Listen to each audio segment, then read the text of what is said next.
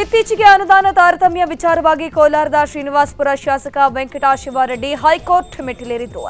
ಯದರೂರು ಗ್ರಾಮದಲ್ಲಿ ರಸ್ತೆ ಚರಂಡಿ ನಿರ್ಮಾಣ ಸೇರಿದಂತೆ 50 ಲಕ್ಷ ವೆಚ್ಚದ ಕಾಮಗಾರಿಗಳಿಗೆ ಚಾಲನೆ ನೀಡಿದ್ದಾರೆ. ಕೆಲವು ಅಭಿವೃದ್ಧಿ ಕಾಮಗಾರಿಗಳಿಗೆ ಭೂಮಿ ಪೂಜೆ ಮಾಡಿದ್ರು.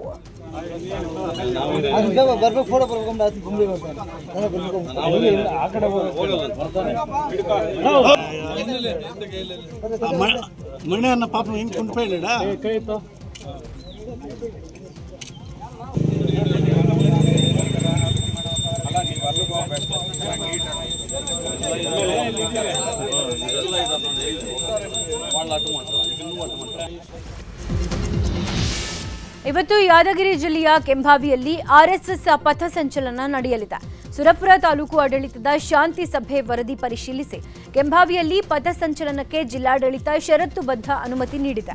ಆರ್ಎಸ್ಎಸ್ಗೆ ಅನುಮತಿ ಹಿನ್ನೆಲೆ ಡಿಎಸ್ಎಸ್ ನಾಯಕರು ಸಭೆ ನಡೆಸಿ ತಾವು ಪಥಸಂಚಲನ ಮಾಡದೇ ಇರೋದಕ್ಕೆ ನಿರ್ಧರಿಸಿದ್ರು.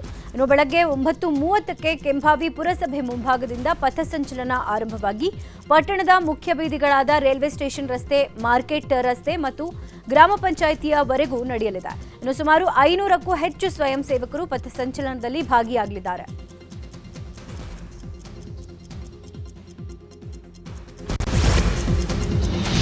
ಆರ್ಎಸ್ಎಸ್ ವಿರುದ್ಧ ಸಮರ ಸಾರಿರುವ ಸರ್ಕಾರದ ವಿರುದ್ಧ ಹೋರಾಡುವಂತೆ ರಾಜ್ಯ ಬಿಜೆಪಿ ನಾಯಕರಿಗೆ ಆರ್ಎಸ್ಎಸ್ ನಾಯಕರು ಸಲಹೆ ಕೊಟ್ಟಿದ್ದಾರೆ. ಸರ್ಕಾರದ ವೈಫಲ್ಯಗಳು, ಭ್ರಷ್ಟಾಚಾರವನ್ನು ಜನರಿಗೆ ಮನವರಿಕೆ ಮಾಡಿಕೊಡಬೇಕು ಅಂತ ರಾಜ್ಯ ಬಿಜೆಪಿ ನಾಯಕರಿಗೆ ಆರ್ಎಸ್ಎಸ್ ನಾಯಕರು ಸಲಹೆ ಕೊಟ್ಟಿದ್ದಾರೆ. ಬೆಂಗಳೂರಿನ ಭಾರತೀಯ ವಿದ್ಯಾಭವನದಲ್ಲಿ ಚಿಂತನ ವರ್ಗದ ಸಭೆ ನಡೆಸಲಾಯಿತು.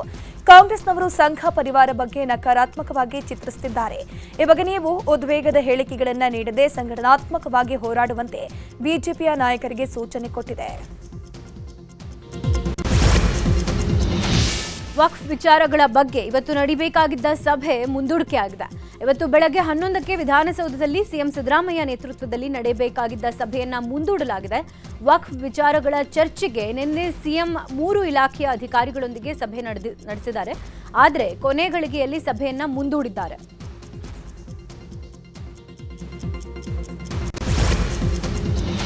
ಬೆಳಗಾವಿಯಲ್ಲಿ 5 ದಿನಗಳಿಂದ ನಡೆಯುತ್ತಿರೋ ಕಬ್ಬು ಬೆಳೆಗಾರರ ಹೋರಾಟ ತೀವ್ರಗೊಂಡಿದೆ. ಕಬ್ಬಿಗೆ 3,500 ರೂಪಾಯಿ ದರ ನಿಗದಿಪಡಿಸುವಂತೆ ನಿಪ್ಪಾಣಿ ಮುಧೋಳ ರಾಜ್ಯ ಹೆದ್ದಾರಿ ಬಂದ್ ಮಾಡಿ ರೈತರು ಧರಣಿ ನಡೆಸುತ್ತಿದ್ದು ಸ್ಥಳದಲ್ಲೇ ಅಡುಗೆ ಮಾಡಿ ಪ್ರತಿಭಟನೆ ಮಾಡಿದರು. ಹೋರಾಟದ ವೇದಿಕೆಯಲ್ಲಿ ಲಕ್ಕಪ್ಪ ಗುಣಾದಾರ ಎಂಬ ರೈತ ವಿಷ ಸೇವಿಸಿ ಆತ್ಮಹತ್ಯೆಗೆ ಯತ್ನಿಸಿದರು. ಕೂಡಲೇ ಸ್ಥಳದಲ್ಲಿದ್ದ ರೈತರು ಅವರನ್ನು ಆಸ್ಪತ್ರೆಗೆ ದಾಖಲಿಸಿದರು.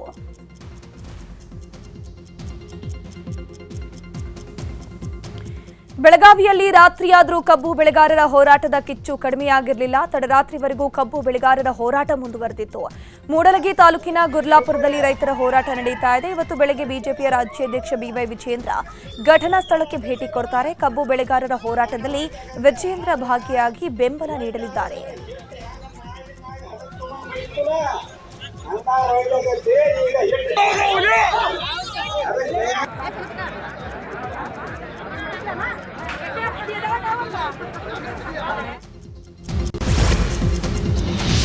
ಬಾಗಲಕೋಟೆ ಜಿಲ್ಲೆಯ ಸಿದ್ದಾಪುರ ಗ್ರಾಮದ ಬಳಿ ಇರುವ ಪ್ರಭುಲಿಂಗೇಶ್ವರ ಸಕ್ಕರೆ ಕಾರ್ಖಾನೆಯ ಆವರಣದಲ್ಲಿ ಹೈ ಡ್ರಾಮಾ ನಡೆದಿದೆ. ಬಾಕಿ ಬಿಲ್ ಪಾವತಿ, ಕಬ್ಬಿಗೆ ದರ ನಿಗದಿಗೆ ಆಗ್ರಹಿಸಿ ರೈತರು ನಡೆಸಿದ ಹೋರಾಟ ವಿಕೋಪಕ್ಕೆ ತಿರುಗಿದ್ದು ಕಾರ್ಖಾನೆ ಆವರಣದಲ್ಲಿ ನಿಲ್ಲಿಸಿದ ವಾಹನಗಳು ಮತ್ತು ಕಚೇರಿಯ ಮೇಲೆ ಕಿಡಿಗೇಡಿಗಳು ಕಲ್ಲು ತೂರಾಟ ಮಾಡಿದ್ದಾರೆ. ಬೊಲೆರೋ ವಾಹನ ಸೇರಿ ಹಲವು ವಾಹನಗಳ ಗಾಜು ಪುಡಿಪುಡಿಯಾಗಿದೆ. ಸ್ಥಳದಲ್ಲಿ ಜಮಖಂಡಿ ಪೊಲೀಸರು ಬಿಗಿ ಬಂದೋಬಸ್ತ್ ಮಾಡಿದ್ದಾರೆ.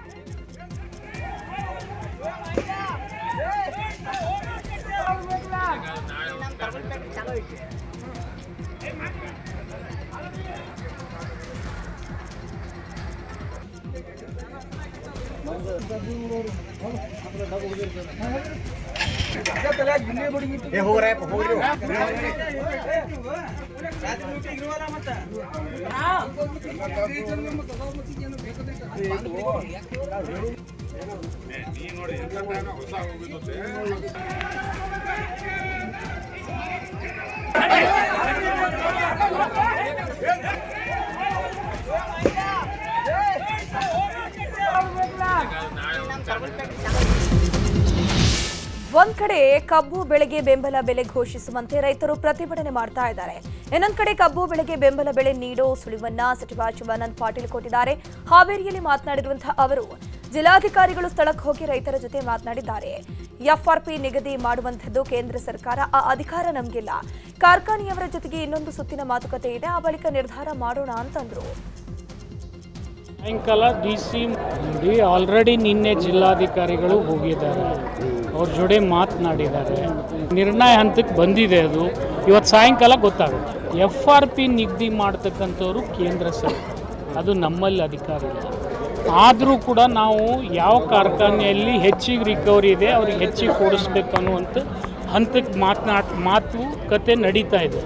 ಈಗಾಗಲೇ ನಿನ್ನೆ ಸಾಯಂಕಾಲ DC ಮತ್ತು SP ಅವರು ಹೋಗಿ 3,200 ರೂಪಾಯಿ ಕೊಡಿಸ್ತಕ್ಕಂಥ ಒಂದು ನಿರ್ಣಯಕ್ಕೆ ಬಂದಿದ್ದಾರೆ. ಇನ್ನೂ ಹೆಚ್ಚಿಗೆ ಆಗ್ತಿದ್ರೆ ಇವತ್ತು ಒಂದು ಸಾಯಂಕಾಲ ಇನ್ನೊಂದು ರೌಂಡ್ ಕಾರ್ಖಾನೆಯವ್ರ ಜೊತೆ ಮಾತುಕತೆ ಇದೆ. ಅದು ಬೆಳಗಾವಿ ಬಾಗಲಕೋಟೆಗೆ ಸೀಮಿತವಾಗಿ, ಅಲ್ಲಿ ಕೃಷ್ಣಾ ಬೆಲ್ಟ್ನಲ್ಲಿ ಹೈಯೆಸ್ಟ್ ರಿಕವರಿ ಇರೋದ್ರಿಂದ ಅಲ್ಲಿ ಸಾಧ್ಯ ಆಗ್ಬೋದು. ಅದು ರೇಣುಕಾಸ್ವಾಮಿ ಕೊಲೆ ಆರೋಪಿಗಳಿಗೆ ಈಗ ಅಸಲಿ ಆಟ ಶುರುವಾಗಿದೆ. ಕೊಲೆ ಕೇಸ್ನಲ್ಲಿ ಕೋರ್ಟ್ ದೋಷಾರೋಪ ನಿಗದಿಪಡಿಸಲಾಗಿದೆ. ಶೀಘ್ರದಲ್ಲೇ ಟ್ರಯಲ್ ಶುರುವಾಗಲಿದೆ. ಇನ್ನು ಟ್ರಯಲ್ ವೇಳೆ ವಿಚಾರಣೆ ನಡೆಸೋದಕ್ಕೆ ಸಾಕ್ಷ್ಯಗಳ ಲಿಸ್ಟ್ ತಯಾರಿ ಮಾಡಿಕೊಳ್ಳಲಾಗಿದೆ. ಬಹುತೇಕ ಮುಂದಿನ ವಾರ ಸಾಕ್ಷ್ಯಗಳ ಲಿಸ್ಟ್ ಪ್ರಾಸಿಕ್ಯೂಷನ್ಗೆ ಸಲ್ಲಿಕೆಯಾಗುವ ಸಾಧ್ಯತೆ ಇದ್ದು, ಈಗಾಗಲೇ ಸುಮಾರು 230 ಸಾಕ್ಷ್ಯಗಳನ್ನು ಸಂಗ್ರಹಿಸಲಾಗಿದೆ. ಈ ಪೈಕಿ 70 ಸಾಕ್ಷ್ಯಗಳು ಮಹತ್ವದ್ದು ಅಂತ ಹೇಳಲಾಗಿದೆ. 3 eye witness, CCTV ದೃಶ್ಯಾವಳಿ, FSL report ಸೇರಿದಂತೆ ತಾಂತ್ರಿಕ ಸಾಕ್ಷ್ಯಗಳು ಕೂಡ ಪತ್ತೆಯಾಗಿವೆ. ಒಮ್ಮೆ ಟ್ರಯಲ್ ಶುರುವಾದರೆ ನಿರಂತರ ವಿಚಾರಣೆ ನಡೆಯಲಿದ್ದು, ಇದೇ ಆರೋಪಿಗಳಿಗೀಗ ಟೆನ್ಷನ್ ಕೊಡ್ತಿದೆ. ರಾಜ್ಯದಲ್ಲಿ ನವೆಂಬರ್ ಕ್ರಾಂತಿ ಕಿಚ್ಚು ಜೋರಾಗಿದೆ. ದೆಹಲಿಗೆ ಬನ್ನಿ ಅಂತ ಸಚಿವ ಸತೀಶ್ ಜಾರಕಿಹೊಳಿಗೆ ಹೈಕಮಾಂಡ್ ಬುಲಾವ್ ನೀಡಿತ್ತು. ದೆಹಲಿಗೆ ಹೋಗಬೇಕಿದ್ದ ಸತೀಶ್ ಜಾರಕಿಹೊಳಿ ದಿಢೀರ್ ಅಂತ ದೆಹಲಿ ಪ್ರವಾಸ ರದ್ದು ಮಾಡಿದ್ರು. ಈ ಬಗ್ಗೆ ಪ್ರತಿಕ್ರಿಯಿಸಿರುವಂತಹ ಸತೀಶ್ ಜಾರಕಿಹೊಳಿ, ಸದ್ಯ ನಾನು ದೆಹಲಿಗೆ ಹೋಗೋದಿಲ್ಲ, ಇಲ್ಲೇ ಇರ್ತೀನಿ, ಅವಶ್ಯಕತೆ ಬಂದಾಗ ದೆಹಲಿಗೆ ಹೋಗ್ತೀನಿ ಅಂತ ಹೇಳಿದ್ರು. ಡೆಲ್ಲಿ ಪ್ರವಾಸನೇ ಇವತ್ತು ಕ್ಯಾನ್ಸಲ್ ಆಗಿದೆ. ಇಲ್ಲೇ ಹೋಗಲ್ಲ, ಡೆಲ್ಲಿಗೆಲ್ಲ ಇಲ್ಲೇ ಇರ್ತೀವಿ. ಇಲ್ಲೇ ಹೋಗುವಂಥ ಅವಶ್ಯಕತೆ ಹೋಗ್ತೀವಿ, ಸದ್ಯಕ್ಕಂತೆ ಹೋಗಲ್ಲ. ಈಗ KPCC ಅಧ್ಯಕ್ಷ ಸ್ಥಾನಕ್ಕೆ ಇಲ್ಲ, ಇನ್ನೂ ಚರ್ಚೆ ಆಗಿಲ್ಲ. ಚರ್ಚೆ ಆದಾಗ ನೋಡೋಣ ಅದ್ರ ಬಗ್ಗೆ. ಸಂಪುಟ ವಿಸ್ತರಣೆ ಅದ್ರ ಬಗ್ಗೆ ಐಡಿಯಾ ಇಲ್ಲ, ನಮಗೇನು ಐಡಿಯಾ ಇಲ್ಲ ಅದ್ರ ಬಗ್ಗೆ. DK ಶಿವಕುಮಾರ್ ಅವರು ಖರ್ಗೆ ಅವ್ರಿಗೆ ಅದು ಭೇಟಿಯಾಗಿದ್ರು ಸರ್, ಭೇಟಿಯಾಗಿ ಇಲ್ಲ ಅದ್ರ ಬಗ್ಗೆ ಏನೋ ನಮ್ಮ ಮಾಹಿತಿ ಇಲ್ಲ. ಇಲ್ಲೇ ನಾವು ಹೋದಾಗ ನೋಡ್ತೀವಿ, ಚರ್ಚೆ ಮಾಡ್ತೀರಾ. ಸರ್ ಡೆಲ್ಲಿ ಪ್ರವಾಸನೇ ಇವತ್ತು ಕ್ಯಾನ್ಸಲ್ ಆಗಿದೆ. ಇಲ್ಲೇ ಹೋಗಲ್ಲ, ಡೆಲ್ಲಿಗೆಲ್ಲ ಇಲ್ಲೇ ಇರ್ತೀವಿ. ಇಲ್ಲೇ ಹೋಗುವಂಥ ಅವಶ್ಯಕತೆ ಹೋಗ್ತೀವಿ. ಕಾಂಗ್ರೆಸ್ನಲ್ಲಿ ದಿನೇ ದಿನೇ ಕುರ್ಚಿ ಫೈಟ್ ಜೋರಾಗಿದೆ. ಈ ಮಧ್ಯೆ ನವೆಂಬರ್ 6ರಂದು ದೆಹಲಿ ನಾಯಕರ ಭೇಟಿಗೆ DCM DKಶಿ ಮುಂದಾಗಿದ್ದಾರೆ. ಈ ವೇಳೆ ಮಲ್ಲಿಕಾರ್ಜುನ್ ಖರ್ಗೆ, KC ವೇಣುಗೋಪಾಲ್ ಭೇಟಿಯಾಗಿ ನೇರವಾಗಿ ಪವರ್ ಶೇರಿಂಗ್ ಬಗ್ಗೆ ಚರ್ಚಿಸುವ ಸಾಧ್ಯತೆ ಇದೆ. ಇನ್ನು ಬೆಳಗಾವಿ ಅಧಿವೇಶನಕ್ಕೆ ಮುಖ್ಯಮಂತ್ರಿಯಾಗಿಯೇ ಬರ್ತೀನಿ ಅಂತ ಆಪ್ತರ ಜೊತೆ DKಶಿ ವಿಶ್ವಾಸ ವ್ಯಕ್ತಪಡಿಸಿದಾರಂತೆ. ನವೆಂಬರ್ ಕ್ರಾಂತಿ ವಿಚಾರವಾಗಿ ಬೆಂಗಳೂರಿನಲ್ಲಿ ಮಾತನಾಡಿದ ವಿಪಕ್ಷ ನಾಯಕ ಆರ್ ಅಶೋಕ್, ಕ್ರಾಂತಿ ಆಗತ್ತೆ ಅಂತ ಕಾಂಗ್ರೆಸ್ನವರೇ ಮಾತನಾಡ್ತಿದ್ದಾರೆ. ರಾಜಣ್ಣ ಕ್ರಾಂತಿ ಬಗ್ಗೆ ಮಾತನಾಡಿದ್ರು, ಮಂತ್ರಿ ಸ್ಥಾನ ಕಳ್ಕೊಂಡ್ರು. ನಾವು ಕ್ರಾಂತಿ ಬಗ್ಗೆ ಮಾತನಾಡ್ತಿಲ್ಲ, ನಾವು ಅಭಿವೃದ್ಧಿ ಮಾಡಿ ಅಂತ ಹೇಳ್ತಿದೀವಿ. ದೆಹಲಿಗೆ ಯಾಕೆ ಹೋಗ್ತಿದ್ದಾರೆ, ಯತೀಂದ್ರ ಯಾಕೆ ಮಾತನಾಡ್ತಿದ್ದಾರೆ, ಅವರ ತಟ್ಟಿಯಲ್ಲೇ ನುಣ ಬಿದ್ದಿದೆ, ಮೊದಲು ಅದನ್ನ ನೋಡ್ಕೊಳ್ಳಿ ಅಂತ ಹೇಳಿದ್ರು. ನಮ್ಮವ್ರು ಯಾರನ್ನ ಹೇಳಿದಾರ ಬಿಜೆಪಿ ಅವರು ಕ್ರಾಂತಿ ಅಂತ? ಯಾರು ಹೇಳಿಲ್ಲ.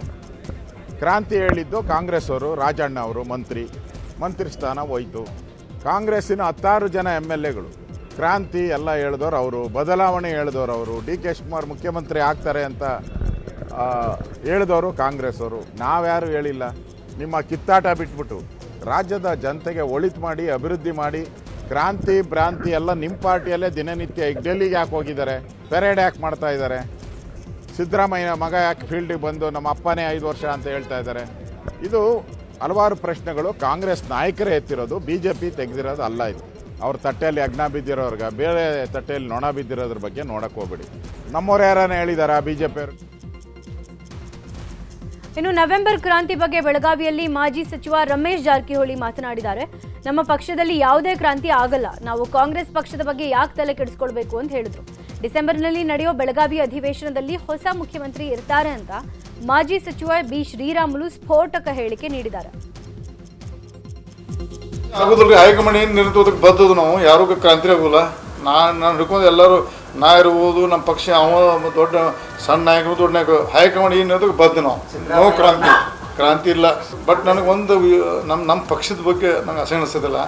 ಅವ್ರ ಪಕ್ಷದ ಬಗ್ಗೆ ಯಾಕೆ ಚರ್ಚೆ ಮಾಡಿದ್ರು ನಮ್ಮವರು? ನಮ್ಮ ಪಕ್ಷಕ್ಕೆ ಭಾಳಷ್ಟು ವಿಷಯ ಅದಾವ, ಅದನ್ನು ಹೋರಾಡ್ಬಿಟ್ಟು ಸುಳ್ಳು ಅವ್ರು ಏನೇ ಮಾಡ್ಕೋ ಯಾರು ಮಾಡ್ಕೋರು ಡಿ ಕೆ ಶಿವಕುಮಾರ್ ಕೊರಕ ಖರ್ಗೆ ಅವ್ರಾಗ ಸತೀಶ್ ಜಾರಕಿಹೊಳಿ ಅವ್ರ ಪಕ್ಷದ ಆಂತರಿಕ ಸಮಸ್ಯೆ ಅದು ಅದ್ರ ಬಗ್ಗೆ ಚರ್ಚೆ ಬಗ್ಗೆ ನಾವು ಅಸಣಿಸ್ತೇವೆ.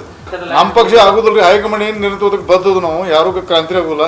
ನಾನು ಹಿಡ್ಕೊಂಡು ಎಲ್ಲರೂ ನಾ ಇರ್ಬೋದು ನಮ್ಮ ಅಲ್ಲ ಬದಲಾವಣೆಗಳು ಅನ್ನೋದಕ್ಕಿಂತ ಸರ್ಕಾರ ಬಿದ್ದೋದ್ರೆ ಬಿದ್ದೋಗ್ಬೋದು ಅನ್ನೋ ಅನಿಸುತ್ತೆ. ಯಾಕಂದರೆ ನಮಗೆ ಈ ನವಂಬರ್ ಆದ ನಂತರ ನಾನು ಹೇಳ್ತೀನಿ, ನಮ್ಮ ಬೆಳಗಾಂ ಅಧಿವೇಶನ ಒಳಗಡೆ ಬೆಳಗಾಂದಲ್ಲಿ ಅಧಿವೇಶನ ನವಂಬರ್ದಲ್ಲೇ ಡಿಸೆಂಬರ್ದಲ್ಲಿ ನಡೀತದೆ. ಡಿಸೆಂಬರ್ ಒಳಗಡೆ ಹೊಸ ಮುಖ್ಯಮಂತ್ರಿ ಬೆಳಗಾಂ ಅಧಿವೇಶನದಲ್ಲಿ ಇರ್ತಾನೆ ನೋಡ್ರಿ, ಅಷ್ಟು ಮಟ್ಟಿಗೆ ಹೇಳ್ತೀನಿ. ಡಿಸೆಂಬರ್ ಒಳಗಡೆ ಹೊಸ ಮುಖ್ಯಮಂತ್ರಿಗಳು ಇರ್ತಾರೆ. ಯಾರನ್ನೋದು ನನಗೆ ಅವ್ರು ಹೇಳಿದಾರಲ್ರಿ, ಅವ್ರು ಆಗ್ತಾರೋ ಇವ್ರು ಆಗ್ತಾರೋ ದಲಿತರಾಗ್ತಾರೋ ಇನ್ನೊಬ್ರು ಆಗ್ತಾರೋ ಅವರಷ್ಟು ಅವರೇ ಎಲ್ಲ ಗೊಂದಲ ಮಾಡಿಕೊಂಡು ಸರ್ಕಾರನೇ ಬಿದ್ದು ಹೋಗುತ್ತೆ ನಮ್ಗೆ ಗೊತ್ತಿಲ್ಲ. ಅಲ್ಲಿ ಅಂತೂ ಬೆಳಗಾಂದಲ್ಲಿ ಅಧಿವೇಶನ ನಡಿ ಅಂತ ಹೇಳಿ ಹೊಸ ಮುಖ್ಯಮಂತ್ರಿ ಇರ್ತಾರೆ ರೀ. ಅಲ್ಲ ಬದಲಾವಣೆಗಳು ಅನ್ನೋದಕ್ಕಿಂತ ಸರ್ಕಾರ ಬಿದ್ದೋದ್ರೆ ಬಿದ್ದೋಗ್ಬೋದು. ಸಿಎಂ ಬದಲಾವಣೆ ವಿಚಾರವಾಗಿ ಪ್ರತಿಕ್ರಿಯೆ ನೀಡುವುದಕ್ಕೆ ಗೃಹ ಸಚಿವ ಪರಮೇಶ್ವರ್ ನಿರಾಕರಿಸಿದ್ದಾರೆ. ಕೋಲಾರದಲ್ಲಿ ಮಾತನಾಡಿದ ಅವರು, ರಾಜ್ಯದಲ್ಲಿ ಸಿಎಂ ಬದಲಾವಣೆ ಬಗ್ಗೆ ನಾನೇನೂ ಮಾತನಾಡಲ್ಲ, ಸಿಎಂ ಬದಲಾವಣೆ ಬಗ್ಗೆ ಚರ್ಚಿಸುವುದು ಅನವಶ್ಯಕ ಅಂದರು. ಇನ್ನು ಪಕ್ಷದ ತೀರ್ಮಾನಕ್ಕೆ ಬದ್ಧರಾಗಿದ್ದೇವೆ ಅಂತ ಸಚಿವ ದಿನೇಶ್ ಗುಂಡೂರಾವ್ ಹೇಳಿದ್ದಾರೆ. ವಿಪಕ್ಷಗಳು ಕೂಡ ಈ ಬಗ್ಗೆ ಚರ್ಚೆ ಮಾಡ್ತಾ ಇದ್ದಾರೆ, ತಾವು ಕೂಡ ರೇಸಲ್ಲಿ ಇದ್ದೀರಾ ಅಂತ ಅದ್ರ ಬಗ್ಗೆ ನಾನು ಯಾವುದೇ ಪ್ರತಿಕ್ರಿಯೆ ಕೊಡೋದಿಲ್ಲ. ಯಾಕೆ ಸರ್? ಅದು ಅನವಶ್ಯಕ ಅಂತ ಅನ್ಸುತ್ತೆ. ಸರ್ ನೀವು ಸಿಎಂ ಆಗ್ತೀರಿ ಅಂತ ಅಂದ್ಬಿಟ್ಟು ಕೇಶ್ ಹೇಳಿದ್ದಾರೆ ಸರ್, ಸಿಎಂ ಆಗೋದಕ್ಕೆ ಎಲ್ಲ ಅರ್ಹತೆಗಳು ಕೂಡ ತಮಗಿದೆ ಅಂತ ಅಂದ್ಬಿಟ್ಟು ಅಭಿಮಾನದ ಮೇಲೆ ಅವ್ರು ಹೇಳಿರ್ತಾರೆ, ಅವ್ರಿಗೆ ಧನ್ಯವಾದಗಳನ್ನು ಹೇಳ್ತೀನಿ. ನೀವು ಅವ್ರ ಮೇಲೆ ಹೇಳಿ, ನಾನು ಅವ್ರ ಮೇಲೆ ಇಬ್ಬರಿಗೂ ಅಭಿಮಾನ. ಒಬ್ಬರಿಗೊಬ್ಬರು ಹೇಳ್ಕೊಂಡಿದ್ದೀವಿ. ಊಟಕ್ಕೆ ಸೇರ್ತಾ ಇರ್ತೀವಿ, ತಿಂಡಿಗೆ ಸೇರ್ತಾ ಇರ್ತೀವಿ, ಕಾಫಿ ಸೇರ್ತಾ ಇರ್ತೀವಿ, ಅಂದರೆ ಇದನ್ನೇ ಚರ್ಚೆ ಮಾಡ್ತೀವಿ ಅಂತ ಅಲ್ಲ. ನೀವು ಬೇರೆ ಬೇರೆ ನಮ್ಗೆ ಬೇರೆ ಬೇರೆ ಸಬ್ಜೆಕ್ಟ್ ಸಿಗೋದಿಲ್ಲ, ಅದು ಬಿಟ್ಟು ಬೇರೆ ಬರೀ ಇದನ್ನೇ ಮಾತಾಡ್ಕೊಂಡಿರೋಕ್ಕಾಗೋದಿಲ್ಲ. ಸರ್ಕಾರ ಡೈಲಿ ಪ್ರವಾಸ ಅದು ಏನಿಲ್ಲ, ಒಂದು ದಿವಸ ಹೋಗಿದ್ದು ಕೆಲವು ವಿಚಾರಗಳಿದೇನೋ ಮಾತಾಡೋದಕ್ಕಂತ ಹೇಳಿದ್ರು, ಅದಕ್ಕೆ ಹೋಗಿ ಮಾತಾಡ್ಕೊಂಡು ಬಂತು. ಏನಿಲ್ಲಪ್ಪ ಅದು ಎಲ್ಲಿದೆ ಎಲ್ಲ. ಈಗ ನವಂಬರ್ ತಿಂಗಳಲ್ಲಿ ಇದ್ದೀವಿ, ಎಲ್ಲ ಅವ್ರವ್ರ ಕೆಲಸದಲ್ಲಿದ್ದಾರೆ. ಯಾವ ಕ್ರಾಂತಿನೂ ಇಲ್ಲ, ಯಾವುದೂ ಇಲ್ಲ. ನಾವು ಯಾರಿಗೂ ಭೇಟಿ ಮಾಡ್ತೀವಿ ಬರ್ತೀವಪ್ಪ, ಅದೆಲ್ಲ ಹೇಳೋಕ್ಕಾಗ್ತದಾ? ದೆಹಲಿಗೆ ಹೋಗಿ ನಮ್ಮ ಲೀಡರ್ಸ್ ಮಾತಾಡ್ಕೊಂಬರೋದೇನು ದೊಡ್ಡ ವಿಷಯ ಏನಲ್ಲ. ನಮ್ಮ ಹೈಕಮಾಂಡ್ ಅಲ್ಲಿರೋದು. ಸೊ ನಾವು ಏನೇ ಇದ್ರೂ ಮಾತಾಡಬೇಕಾದ್ರೆ ಅಲ್ಲಿಗೆ ಹೋಗಬೇಕು. ಇನ್ನು ಸಿದ್ದರಾಮಯ್ಯ ಪರ ಸಚಿವ ಜಮೀರ್ ಮತ್ತೊಮ್ಮೆ ಬ್ಯಾಟಿಂಗ್ ಮಾಡಿದ್ದಾರೆ. ಹಾವೇರಿಯಲ್ಲಿ ಮಾತನಾಡಿದ ಅವರು, 2028ರವರೆಗೂ ಸಿಎಂ ಕುರ್ಚಿ ಖಾಲಿ ಇಲ್ಲ, ಡಿಕೆಶಿ ಅವರು ಮುಖ್ಯಮಂತ್ರಿ ಆಗಬೇಕಂತ ಆಸೆ ಇಟ್ಕೊಂಡಿದ್ದಾರೆ. ಸಿದ್ದರಾಮಯ್ಯ ಆದಮೇಲೆ ಅವರು ಸಿಎಂ ಆಗಲಿ ಅಂತ ನಮಗೂ ಆಸೆ ಇದೆ. ಹೈಕಮಾಂಡ್ ಗೆರೆ ಹಾಕಿದ್ರೆ ಆ ಗೆರೆಯನ್ನು ನಾವು ಯಾರೂ ದಾಟಲ್ಲ ಅಂದರು. ಹಾಗೆ ಹಾಸನ ಜಿಲ್ಲೆಯ ಅರಸೀಕೆರೆಯಲ್ಲಿ ಇಂಧನ ಸಚಿವ KJ ಜಾರ್ಜ್ ಮಾತನಾಡಿದ್ದಾರೆ. ಆ ಕುರ್ಚಿಯಲ್ಲಿ ಮನೆ ಸಿದ್ದರಾಮಯ್ಯ ಅವರು ಕೂತಿದ್ದಾರೆ. ಆ ಕುರ್ಚಿ 2028ವರೆಗೂ ಖಾಲಿ ಇಲ್ಲ. ಆ ಕುರ್ಚಿಯಲ್ಲಿ ಕುರ್ಚಿ ಖಾಲಿ ಇದೆಯಾ? ಕುರ್ಚಿಯಲ್ಲಿ ಕೂತಾರೆ. ಈಗ DK ಶಿವಕುಮಾರ್ ಅಭಿಮಾನಿಗಳು ಆಮೇಲೆ DK ಶಿವಕುಮಾರ್ ಸಾಹೇಬ್ರು ಅವರು ಮುಖ್ಯಮಂತ್ರಿ ಆಗಬೇಕಂತ ಆಸೆ ಇದ್ದಾರೆ. ನಾವು ಅವ್ರ ಮುಖ್ಯಮಂತ್ರಿ ಮುಂದೆ ಸಿದ್ದರಾಮಯ್ಯ ಆದಮೇಲೆ ಅವ್ರು ಮುಖ್ಯಮಂತ್ರಿ ಆಗಲಿ ಅಂತ ನಮಗೂ ಆಸೆ ಇದೆ. ನಿಮ್ಮ ಹೇಳಿಕೆ ಏನಂದ್ರೆ 2.5 ವರ್ಷ ಇಲ್ಲ ಅನ್ನಂಗಾಯ್ತು. ಸಿದ್ದರಾಮಯ್ಯ ಅದಿದ್ರೆ 28 ಇದ್ದಿದ್ರೆ 28ವರೆಗೂ ಇದಾಗ್ತಾಯ್ತಾ? ಆಮೇಲೆ ನಮ್ಮ ಪಕ್ಷ ಇನ್ನೊಂದು ಎಲ್ಲರಿಗಿಂತ ಹೆಚ್ಚಾಗಿ ನಮ್ಮ ಪಕ್ಷ ಹೈಕಮಾಂಡ್, ನಾವೆಲ್ಲ ಪಕ್ಷ ಹೈಕಮಾಂಡ್ ಶಿಸ್ತಿನ ಸಿಪಾಯಿ. ಅವ್ರು ಏನು ಹೈಕಮಾಂಡ್ ಸೂಚನೆ ಕೊಡ್ತಾರೆ ಅವ್ರಿಗೆ ಗೆರೆ ಹತ್ರ ಗೆರೆ ದಾಟಲ್ಲ ನಾವು. ಏನು ಕ್ರಾಂತಿನಿಲ್ಲ ಪ್ರಾಂತಿನೂ ಇಲ್ಲ. ಆ ಕುರ್ಚಿ ಅದು ಬದಲಾವಣೆ ಹೈಕಮಾಂಡ್ ಅವರು ಏನಾದ್ರು ಹೇಳಿದಾರ? ಮಲ್ಲಿಕಾರ್ಜುನ್ ಖರ್ಗೆ ಅವರು ಬದಲಾವಣೆ ಆಗ್ತದೆ ಅಂತ ಹೇಳಿದಾರ? ನಮ್ಮ AICC ಅಧ್ಯಕ್ಷರು ರಾಹುಲ್ ಗಾಂಧಿ ಅವರು ಹೇಳಿದಾರ? ಸೋನಿಯಾ ಗಾಂಧಿ ಅವರು ಹೇಳಿದಾರ? ಹೇಳಿದ ಮೇಲೆ ನೀವು ನನಗೆ ಏನಾದ್ರು ಕೇಳಿದ್ರೆ ನನಗೆ PM ಅವ್ರ ಟೋನೇ ಚೇಂಜ್ ಆಗಿರ್ತಾರೆ. 1 ತಿಂಗಳ ಹಿಂದೆ 5 ವರ್ಷ ನಾನೇ PM ಅಂತಿದ್ರು. ಈಗ ಹೈಕಮಾಂಡ್ ಬಯಸಿದ್ರೆ ಕಂಟಿನ್ಯೂ ಆಗ್ತೀನಿ. ಒಂದು ನಿಮಿಷ ಕೇಳಿ, ಅವ್ರು ಯಾವತ್ತೂ ಅದನ್ನೇ ಹೇಳ್ತಾರೆ. ಅವ್ರು ಯಾವತ್ತೂ ನಾನು ಚೀಫ್ ಮಿನಿಸ್ಟರ್ ಆಗ್ತಿದ್ದೆ ಚೀಫ್ ಮಿನಿಸ್ಟರ್ ಆಗೋ ಮೊದಲು ಹೇಳಲಿಲ್ಲ. ಹಾಗೇನು ಮಾಡ್ತಾರೆ, ನಮ್ಮಲ್ಲಿ ಒಂದು ಸಿಸ್ಟಮ್ ಇದೆ. ನಮ್ಮ CLP ಮೀಟಿಂಗ್ ಕರೀತಾರೆ, ಹೈಕಮಾಂಡ್ ನಂತರ ಯಾರು ಚೀಫ್ ಮಿನಿಸ್ಟರ್ ಆಗಬೇಕು ನಿರ್ಧಾರ ತಗೋತಾರೆ. ಅದು ಬದಲಾವಣೆ ಹೈಕಮಾಂಡ್ ಅವರು ಏನಾದ್ರು ಹೇಳಿದಾರ? ಬೆಂಗಳೂರಿನಲ್ಲಿ ಟನಲ್ ರೋಡ್ಗೆ ವಿರೋಧ ತೀವ್ರವಾಗ್ತಾ ಇದೆ. ಟನಲ್ಗೆ ಬಿಜೆಪಿ ವಿರೋಧದ ಬಗ್ಗೆ ಸಚಿವ ದಿನೇಶ್ ಗುಂಡೂರಾವ್ ರಿಯಾಕ್ಷನ್ ಕೊಟ್ಟಿದ್ದು, ತೇಜಸ್ವಿ ಸೂರ್ಯ ಏನು ಮೇಧಾವಿನ ಎಂಜಿನಿಯರ? ಅವರು ಏನೇ ಹೇಳಿದ್ರು ನಾವು ಟನಲ್ ಮಾಡೇ ಮಾಡ್ತೀವಿ ಅಂತ ಹೇಳಿದ್ರು. ರಸ್ತೆ ಗುಂಡಿ ಮುಚ್ಚಲಾಗದವರು ಟನಲ್ ಹೇಗೆ ಮಾಡ್ತೀರಿ ಅಂತ ವಿಪಕ್ಷ ನಾಯಕ ಆರ್ ಅಶೋಕ್ ತಿರುಗೇಟನ್ನು ಕೊಟ್ಟಿದ್ದಾರೆ. ತೇಜಸ್ವಿ ಸೂರ್ಯ ಏನು ಮಾಡ್ತಾ ಇದ್ರು ಅವಾಗ? ಆರ್ ಅಶೋಕ್ ಅವ್ರು ಏನು ಮಾಡ್ತಾ ಇದ್ರು ಅವಾಗ? ಎಲ್ಲೋ ಪತ್ತೆನೇ ಇಲ್ಲ ಅವಾಗ ತೇಜಸ್ವಿ ಸೂರ್ಯ. ಈಗ ನಾವು ಮಾಡೋದಕ್ಕೆ ಹೋದಾಗ ಏನೋ ದೊಡ್ಡ ಒಂದು ಮೇಧಾವಿ ಥರ ಬಂದು ಮಾತಾಡ್ತವ್ರೆ. ಆಗೋ ಕೆಲಸಗಳನ್ನು ಕೂಡ ಮಾಡೋಕ್ಕೆ ಬಿಟ್ಟಿಲ್ಲ ಹಿಂದೆ. ಇಲ್ಲದೆ ಹೋದರೆ ಇಷ್ಟೊತ್ತಿಗೆ ಏರ್ಪೋರ್ಟ್ ರೋಡಿನ ಏನು ದೊಡ್ಡ ಸಮಸ್ಯೆ ಪರಿಹಾರ ಆಗೋಗಿರೋದು. ಈ ಥರದ ಅವರು ನಕಾರಾತ್ಮಕವಾಗಿ ಯೋಚನೆ ಮಾಡ್ತಕ್ಕಂಥ ನಿಜವಾಗಲೂ ಕೂಡ ದುರಾದೃಷ್ಟಕರ. ಮತ್ತು ಇವತ್ತು ಬೆಂಗಳೂರಿನ ಅಭಿವೃದ್ಧಿ ಮಾಡೋದಕ್ಕೆ ಹೊರಟಿರ್ತಕ್ಕಂಥ ಸರ್ಕಾರ ನಮ್ಮದು. ಅದನ್ನು ಮಾಡೋದಕ್ಕೆ ಇವರು ಎಲ್ಲ ರೀತಿಯ ಒಂದು ತೊಂದರೆಗಳು ಕೊಟ್ಟಿದ್ದಾರೆ. ಆದರೆ ಈಗಾಗಲೇ DC ಅವರು ಹೇಳಿದಾಗೆ ನಾವು ಏನು ಯೋಜನೆಗಳಿದೆ ಅದು ನಾವು ಮಾಡೇ ಮಾಡ್ತೀವಿ.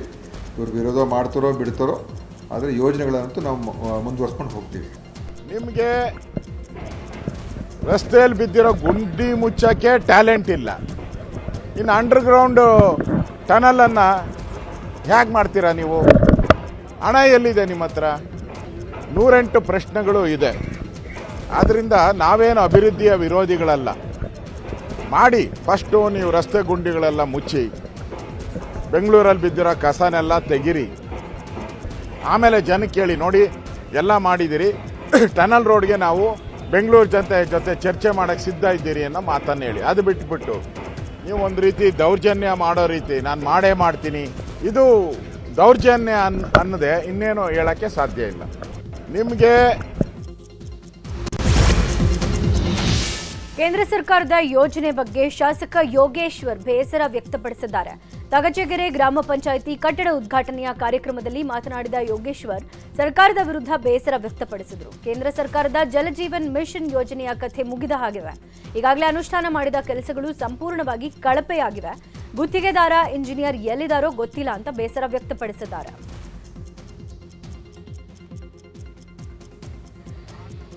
ವಿಫಲವಾದಂಥ ಯೋಜನೆ ಅದು 7-8 ವರ್ಷದಿಂದ 5-6 ವರ್ಷ ಆಯಿತು. 6 ಅಂದರೆ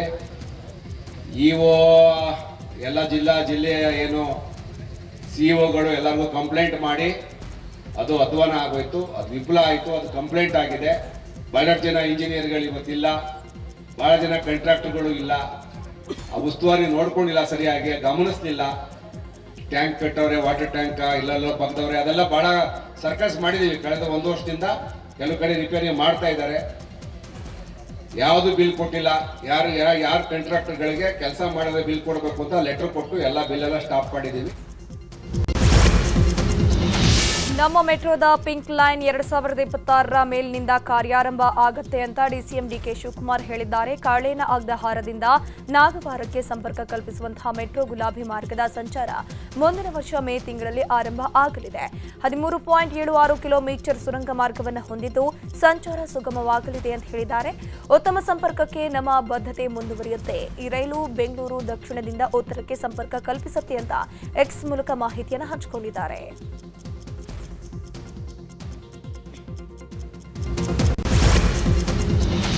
ಮೈಸೂರಿನಲ್ಲಿ 2018-19ನೇ ಸಾಲಿನ ರಾಜ್ಯ ಚಲನಚಿತ್ರ ಪ್ರಶಸ್ತಿಗಳನ್ನು ಸಿಎಂ ಸಿದ್ದರಾಮಯ್ಯ ಪ್ರದಾನ ಮಾಡಿದ್ದಾರೆ.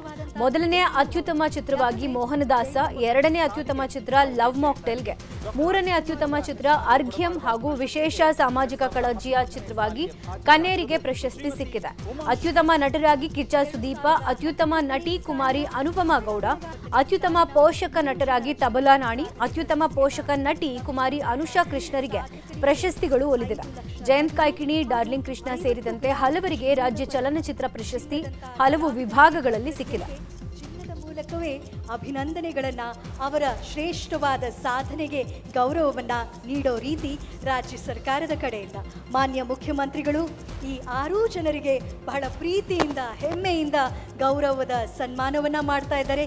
ಪ್ರಶಸ್ತಿಯನ್ನ ಡಾಕ್ಟರ್ ರಾಜ್ಕುಮಾರ್ ಹೆಸರಲ್ಲಿ ನೀಡುವ 2019ನೇ ಸಾಲಿನ ಜೀವಮಾನ ಸಾಧನೆ ಪ್ರಶಸ್ತಿ ಹಿರಿಯ ನಟಿ ಶ್ರೀಮತಿ ಉಮಾಶ್ರೀಗೆ ಸಿಕ್ಕಿದೆ. ಇನ್ನು ಪುಟ್ಟಣ ಕಣಗಾಲ್ ಪ್ರಶಸ್ತಿ NR ನಂಜುಂಡೇಗೌಡರಿಗೆ, ಹಾಗೆ ಡಾಕ್ಟರ್ ವಿಷ್ಣುವರ್ಧನ್ ಪ್ರಶಸ್ತಿ ರಿಚರ್ಡ್ ಅವರಿಗೆ ಕೊಡಲಾಯಿತು.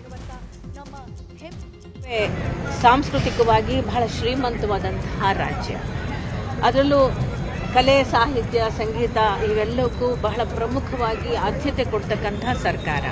ಮಾನ್ಯ ಮುಖ್ಯಮಂತ್ರಿ ಸಿದ್ದರಾಮಯ್ಯನವರಿಗೆ ಕನ್ನಡ ಪರವಾದಂತಹ ಮನಸ್ಸು. ಡಾಕ್ಟರ್ ರಾಜ್ಕುಮಾರ್ ಅವರ ಹೆಸರಿನ ಪ್ರಶಸ್ತಿಯನ್ನು ಕೊಡಮಾಡಿರ್ತಕ್ಕಂಥದ್ದಕ್ಕೆ ನಾನು ಬಹಳ ಬಹಳ ಬಹಳ ಒಂದು ಪುಣ್ಯ ಮಾಡಿದೆ ಅಂತ ನನಗೆ ಅನಿಸುತ್ತೆ. ಇನ್ನು ಮೈಸೂರಿನಲ್ಲಿ ಅಂತಾರಾಷ್ಟ್ರೀಯ ಗುಣಮಟ್ಟದ ಚಿತ್ರನಗರಿ ಮಾಡೋದಕ್ಕೆ 160 ಎಕರೆ ಜಾಗವನ್ನು ವಾರ್ತಾ ಇಲಾಖೆಗೆ ಹಸ್ತಾಂತರ ಮಾಡಲಾಗಿದೆ. 2 ತಿಂಗಳಲ್ಲಿ ಕಾನೂನು ಪ್ರಕ್ರಿಯೆ ಮುಗಿಸಿ ಚಿತ್ರನಗರಿ ನಿರ್ಮಾಣ ಕಾರ್ಯ ಆರಂಭವಾಗುತ್ತೆ ಅಂತ ಸಿಎಂ ಭರವಸೆ ಕೊಟ್ಟರು. ಸರ್ಕಾರಿ ಹಿರಿಯ ಪ್ರಾಥಮಿಕ ಶಾಲೆ ಸಿನಿಮಾ 2018-19ನೇ ಸಾಲಿನ ಉತ್ತಮ ಜನಪ್ರಿಯ ಮನೋರಂಜನಾ ಪ್ರಶಸ್ತಿಯನ್ನು ಪಡೆದಿದೆ. ನಿನ್ನೆ ಮೈಸೂರಿನಲ್ಲಿ ನಡೆದ ಪ್ರಶಸ್ತಿ ಕಾರ್ಯಕ್ರಮದಲ್ಲಿ ನಿರ್ದೇಶಕ ನಟ ರಿಷಬ್ ಶೆಟ್ಟಿ ಪ್ರಶಸ್ತಿಯನ್ನು ಸ್ವೀಕಾರ ಮಾಡಿದರು.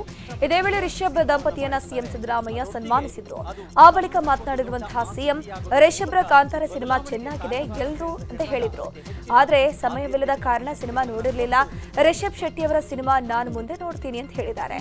ಇನ್ನು ಪ್ರಶಸ್ತಿ ಸ್ವೀಕರಿಸಿ ಮಾತನಾಡಿದ ರಿಷಬ್ ಶೆಟ್ಟಿ ಬೆನ್ನು ತಟ್ಟಿ ಪ್ರೋತ್ಸಾಹ ನೀಡುತ್ತಿರುವ ಸರ್ಕಾರಕ್ಕೆ ಧನ್ಯವಾದ ಅಂತಂದ್ರು. ಬೆಂಗಳೂರಲ್ಲಿ ಸೀರಿಯಲ್ ನಟಿಗೆ ಲೈಂಗಿಕ ಕಿರುಕುಳ ಆರೋಪ ಕೇಳಿಬಂದಿದೆ. ತೆಲುಗು ಮತ್ತು ಕನ್ನಡ ಧಾರಾವಾಹಿಗಳಲ್ಲಿ ನಟಿಸಿರುವ ನಟಿಗೆ ಫೇಸ್ಬುಕ್ನಲ್ಲಿ ಅಶ್ಲೀಲ ಮೆಸೇಜ್ ಹಾಗೂ ವಿಡಿಯೋ ಕಳಿಸಿ ಕಿರಾತಕನೊಬ್ಬ ಟಾರ್ಚರ್ ಕೊಡ್ತಿದ್ದಾನೆ ಅಂತ ನಟಿ ಆರೋಪ ಮಾಡಿದ್ದಾರೆ. ಕಳೆದ 3 ತಿಂಗಳಿಂದ ನವೀಸ್ ಎಂಬ ಫೇಸ್ಬುಕ್ ಐಡಿಯಿಂದ ಕಿರುಕುಳ ನೀಡಲಾಗ್ತಾ ಇದೆಯಂತೆ. ಮೆಸೇಜ್ ಮಾಡದಂತೆ ಎಚ್ಚರಿಕೆ ಕೊಟ್ಟಿದ್ರೂ ಕೂಡ ಮತ್ತೆ ಬೇರೆ ಬೇರೆ ಐಡಿಯಿಂದ ಅಶ್ಲೀಲ ಮೆಸೇಜ್ ಮಾಡ್ತಿದ್ದಾನಂತೆ. ಈ ಕುರಿತು ನಟಿ ಅನ್ನಪೂರ್ಣೇಶ್ವರಿ ನಗರ ಪೊಲೀಸ್ ಠಾಣೆಯಲ್ಲಿ ದೂರನ್ನ ದಾಖಲಿಸಿದ್ದಾರೆ. ಚಿತ್ರದುರ್ಗದ ಮುರುಘಾಸ್ವಾಮಿ ವಿರುದ್ಧ ಪೋಕ್ಸೋ ಪ್ರಕರಣ ಸಂಬಂಧಪಟ್ಟಂತೆ ಆರ್ಗ್ಯುಮೆಂಟ್ ಅನ್ನು ನವೆಂಬರ್ 10ಕ್ಕೆ ಮುಂದೂಡಿಕೆ ಮಾಡಲಾಗಿದೆ. ಆರೋಪಿ ಮುರುಘಾಸ್ವಾಮಿ ಪರ ವಕೀಲರಾದ ಸಿವಿ ನಾಗೇಶ್ ವಾದವನ್ನು ಮಂಡನೆ ಮಾಡಿದ್ರು. ಹೀಗಾಗಿ ಮುರುಘಾಸ್ವಾಮಿ ಶ್ರೀ ಪರ ವಾದ ಮುಂದುವರೆದಿದ್ದು ವಾದ ಮಂಡನೆಗೆ ನವೆಂಬರ್ 10ಕ್ಕೆ ನಿಗದಿಯನ್ನ ಮಾಡಲಾಗಿದೆ. ಬಂಧನದ ಭೀತಿಯಿಂದ ನಾಪತ್ತೆಯಾಗಿದ್ದ ಮಹೇಶ್ ಶೆಟ್ಟಿ ತಿಮರೋಡಿ ದಕ್ಷಿಣ ಕನ್ನಡದ ಬೆಳ್ತಂಗಡಿ ಕೋರ್ಟ್ಗೆ ಹಾಜರಾಗಿದ್ದರು. ಕಳೆದ ಕೆಲವು ದಿನಗಳಿಂದ ನಾಪತ್ತೆಯಾಗಿದ್ದ ಮಹೇಶ್ ಶೆಟ್ಟಿ ತಿಮರೋಡಿ ಇಂದು ಕೋರ್ಟ್ಗೆ ಆಗಮಿಸಿರುವಂತದ್ದು. ಇನ್ನು ಧರ್ಮಸ್ಥಳ ಪೊಲೀಸ್ ಠಾಣೆಯಲ್ಲಿ ದಾಖಲಾಗಿದ್ದ ಪ್ರಕರಣಕ್ಕೆ ಸಂಬಂಧಪಟ್ಟಂತೆ ವಾರೆಂಟ್ ಜಾರಿ ಮಾಡಲಾಗಿತ್ತು. ಸದ್ಯ ವಾರೆಂಟ್ ರೀಕಾಲ್ ಮಾಡೋದಕ್ಕೆ ಬೆಳ್ತಂಗಡಿ ಕೋರ್ಟ್ಗೆ ತಿಮರೋಡಿ ನಿನ್ನೆ ಆಗಮಿಸಿ ವಿಚಾರಣೆಗೆ ಹಾಜರಾಗಿ ವಾಪಸ್ ಹೋಗಿದ್ದಾರೆ. ಸರ್ಕಾರಿ ಕೆಲಸ ಕೊಡಿಸೋದಾಗಿ ಲಕ್ಷಾಂತರ ರೂಪಾಯಿ ಹಣ ವಂಚನೆ ಮಾಡಿರೋ ಪ್ರಕರಣ ಈಗ ಬೆಳಕಿಗೆ ಬರ್ತಾ ಇದೆ. ದಾವಣಗೆರೆ ಜಿಲ್ಲೆಯ 40ಕ್ಕೂ ಅಧಿಕ ಜನರಿಗೆ ಹಾಗೂ ಚಿತ್ರದುರ್ಗದ ಹಲವು ಯುವಕರಿಗೆ ಮೋಸ ಮಾಡಲಾಗಿದೆಯಂತೆ. ಚಿತ್ರದುರ್ಗದ ಮೂಲದ ಶ್ರೀನಾಥ್ ಅನ್ನೋರು ಕೆಲಸ ಕೊಡಿಸೋದಾಗಿ ಒಬ್ಬೊಬ್ಬರಿಂದ ಸುಮಾರು 3 ರಿಂದ 4 ಲಕ್ಷ ರೂಪಾಯಿ ವಂಚನೆ ಮಾಡಿದ್ದಾನಂತೆ. ಇನ್ನು ಯುವಕರಿಗೆ ಯಾವುದೇ ರೀತಿಯ ಅನುಮಾನ ಬಾರದಂತೆ ನಕಲಿ ಆರ್ಡರ್ ಕಾಪಿಯನ್ನು ನೀಡಿ ವಂಚಿಸಿದ್ದಾರೆ ಎನ್ನಲಾಗ್ತಾ ಇದೆ. ಆರೋಪಿ ಶ್ರೀನಾಥ್ರನ್ನ ಕೆಜೆಟಿ ನಗರ ಠಾಣಾ ಪೊಲೀಸರು ಅರೆಸ್ಟ್ ಮಾಡಿದ್ದಾರೆ. ಕೋಲಾರ ಜಿಲ್ಲೆಯ ಕೆ ಉಪ್ಪಾರಹಳ್ಳಿ ಗ್ರಾಮದ ಗುಂಡಿ ಬಿದ್ದ ರಸ್ತೆಗೆ ಗ್ರಾಮಸ್ಥರೇ ಒಗ್ಗೂಡಿ ಜಲ್ಲಿಯನ್ನ ಸುರಿದು ದುರಸ್ತಿ ಮಾಡಿಸಿಕೊಂಡಿದ್ದಾರೆ. ನಮ್ಮ ಗ್ರಾಮದ ಕಷ್ಟವನ್ನ ಕಳೆದ 7 ವರ್ಷದಿಂದ ಯಾರೂ ಕೇಳಿಲ್ಲ. ಸ್ಥಳೀಯ ಶಾಸಕ ನಂಜೇಗೌಡ ಗ್ರಾಮದ ಅಭಿವೃದ್ಧಿಯನ್ನ ನಿರ್ಲಕ್ಷ್ಯ ಮಾಡಿದ್ದಾರೆ. ಮತ ಪಡೆದು ಜನರ ಸಮಸ್ಯೆಗಳನ್ನೇ ಶಾಸಕರು ಆಲಿಸ್ತಿಲ್ಲ ಅಂತ ಆಕ್ರೋಶವನ್ನ ಹೊರಹಾಕಿದ್ರು. ಬಾಗಲಕೋಟೆ ಜಿಲ್ಲೆಯ ಬಿಸಿಲದಿನ್ನಿ ಗ್ರಾಮದ ಯುವಕನೊಬ್ಬ 101 ಕೆಜಿ ತೂಕದ ಜೋಳದ ಚೀಲ ಹೊತ್ತು ಅಂಜನಾದ್ರಿ ಬೆಟ್ಟ ಏರಿದ್ದಾನೆ. 19 ವರ್ಷ ವಯಸ್ಸಿನ ನವೀನ್ ಭರಮಗೌಡರ್ ಬೆಟ್ಟ ಏರಿ ಸಾಧನೆ ಮಾಡಿರುವಂತಹ ಯುವಕ 101 ಕೆಜಿ ತೂಕದ ಜೋಳದ ಚೀಲವನ್ನು ಕೆಳಗೇರಿಸಿಕೊಂಡ ನವೀನ್ ಚೀಲವನ್ನು ಎಲ್ಲೂ ಕೂಡ ಇಳಿಸದೆ 575 ಮೆಟ್ಟಿಲು ಏರಿ ಆಂಜನೇಯನಿಗೆ ವಿಶೇಷ ಪೂಜೆ ಸಲ್ಲಿಸಿದ್ದಾರೆ. ಭಾರ ಹೊತ್ತು ಬೆಟ್ಟ ಏರಿದ ನವೀನ್ಗೆ ದೇಗುಲದ ಆಡಳಿತ ಸಿಬ್ಬಂದಿ ಸನ್ಮಾನ ಮಾಡಿದರು. ಜೂನ್ 5ರಂದು ಶಿವಮೊಗ್ಗದ ಬಂಗಾರಪ್ಪ ಬಡಾವಣೆಯಲ್ಲಿ ದೇಗುಲದಲ್ಲಿದ್ದ ವಿಗ್ರಹಗಳನ್ನು ಧ್ವಂಸ ಮಾಡಲಾಗಿತ್ತು. ಜಯಗಣಪತಿ ಮತ್ತು ವಾಸುಕಿ ದೇವರ ವಿಗ್ರಹಗಳನ್ನು ಕಿಡಿಗೇಡಿಗಳು ವಿರೂಪಗೊಳಿಸಿದ್ರು. ಸದ್ಯ ಅದೇ ಸ್ಥಳದಲ್ಲಿ ದೇಗುಲದ ಜೀರ್ಣೋದ್ಧಾರ ಮಾಡಿ ದೇವಾಲಯವನ್ನು ಉದ್ಘಾಟನೆ ಮಾಡಲಾಗಿದೆ. ಮಾದಾರ ಚೆನ್ನಯ್ಯ ಪೀಠದ ಮಾದಾರ ಶ್ರೀಗಳ ಉಪಸ್ಥಿತಿಯಲ್ಲಿ ದೇಗುಲ ಉದ್ಘಾಟನೆ ಮಾಡಲಾಯಿತು. ಕಾರ್ಯಕ್ರಮದಲ್ಲಿ ಸಾವಿರಾರು ಸಂಖ್ಯೆಯಲ್ಲಿ ಜನ ಸೇರಿದ್ರು. ನಟ ನಿರ್ದೇಶಕ ಖುಷಿ ಅಭಿನಯಿಸಿ ನಿರ್ದೇಶನ ಮಾಡ್ತಿರುವಂತಹ ಫ್ರಾಡ್ ಋಷಿ ಚಿತ್ರದ ಮುಹೂರ್ತ ಕನಕಪುರ ನೆಲ್ಲಿಕೊಂಡೆಯಲ್ಲಿ ನಡೆಯಿತು. ಮಾಜಿ ಸಂಸದ ಕೆ ಸುರೇಶ್ ಚಿತ್ರಕ್ಕೆ ಕ್ಲಾಪ್ ಮಾಡೋ ಮೂಲಕ ಚಿತ್ರತಂಡಕ್ಕೆ ಶುಭ ಕೋರಿದರು. ಕಾಮಿಡಿ ಸಿನಿಮಾ ಆಗಿರೋ ಫ್ರಾಡ್ ಋಷಿ ಚಿತ್ರಕ್ಕೆ ಕನಕಪುರದ ಮೋಹನ್ ಮತ್ತು ಸ್ನೇಹಿತರು ಬಂಡವಾಳ ಹಾಕಿದ್ದು ಕನಕಪುರ ಸೇರಿದಂತೆ ಸುತ್ತಮುತ್ತ ಶೂಟಿಂಗ್ ನಡೆಸಲಾಗಿದೆ. 45 ದಿನಗಳ ಕಾಲ ಶೂಟಿಂಗ್ ಮಾಡಿ ಮುಂದಿನ ಏಪ್ರಿಲ್ನಲ್ಲಿ ಸಿನಿಮಾ ರಿಲೀಸ್ ಆಗೋ ಸಾಧ್ಯತೆ ಇದೆ. ಅದ್ಭುತವಾದ ಸಮಾಜಕ್ಕೆ ಒಂದು ಸಂದೇಶ ಕೊಡಬೇಕು ಅನ್ನೋ ಉದ್ದೇಶ